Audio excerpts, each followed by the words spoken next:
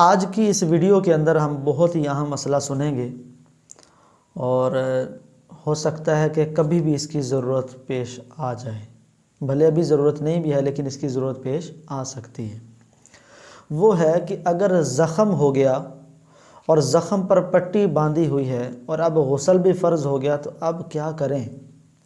دیکھیے کہ پورے ظاہری جسم کو دھونا فرض ہے۔ اب ظاہری جسم میں اگر کسی کا ایکسیڈنٹ ہوا یا کسی بھی درد کی وجہ سے یا کسی مرض کی وجہ سے وہ پٹی باندھی گئی، اب غسل فرض ہو جاتا ہے تو اس صورت میں کیا کیا جائے؟ دیکھیے اگر تو اس پٹی کو کھولنا ممکن ہے اور دوبارہ ویسی ہی پٹی باندھنا ممکن ہے، بآسانی ممکن ہے، تو اس صورت میں پٹی کو کھولا جائے۔ اب رہے گی بات، پٹی تو کھل گئی، اب اس جگہ پر جہاں پر وہ مرض ہے یا جہاں پر وہ زخم ہے تو کیا اس پر پانی بہانے سے مزید زخم پھیل جائے گا یا درد میں اضافہ ہوگا؟ تو اس صورت میں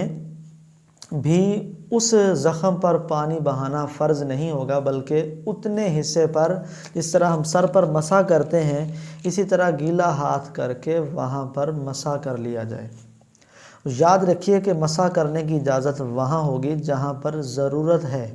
اب بسا اوقات ضرورت سے زائد جگہ پر بھی پٹی بندھی ہوتی ہے، تو اس صورت کے اندر مسئلہ یہ ہے کہ جو ضرورت سے زائد جگہ پر پٹی بندھی ہے جہاں پر زخم یا درد وغیرہ نہیں ہے تو اس جگہ کو کھول کر وہاں پانی پہنچانا فرض ہے۔ لیکن بسا اوقات مثال کے طور پر کسی شخص کے کہنی پر یا بازو پر چوٹ لگی، چوٹ جو ہے وہ اس طرف لگی ہے، لیکن ظاہر ہے کہ انگلی یا اس طرح بازو وغیرہ پر جب چوٹ لگتی ہے تو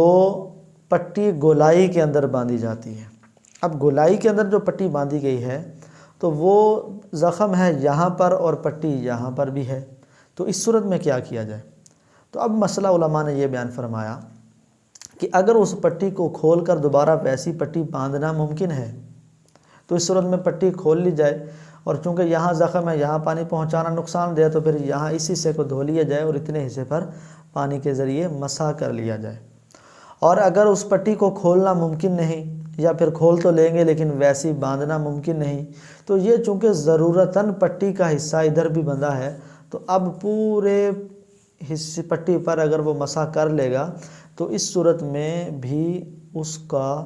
وہ غسل کا فرض ادا ہو جائے گا۔ اب یہ ضرورت کی وجہ سے یہ والا حصہ جہاں پر زخم نہیں تھا لیکن ضرورت کی وجہ سے پٹی باندھی گئی تو یہ حصہ بھی معاف ہو جائے گا دھلنے سے۔ مزید غسل کا پورا طریقہ کار کیا ہے، غسل کے فرائض کیا ہیں، اس میں احتیاطیں کیا کرنی ہیں، اس کے لیے آپ پچھلی ویڈیوز دیکھ سکتے ہیں۔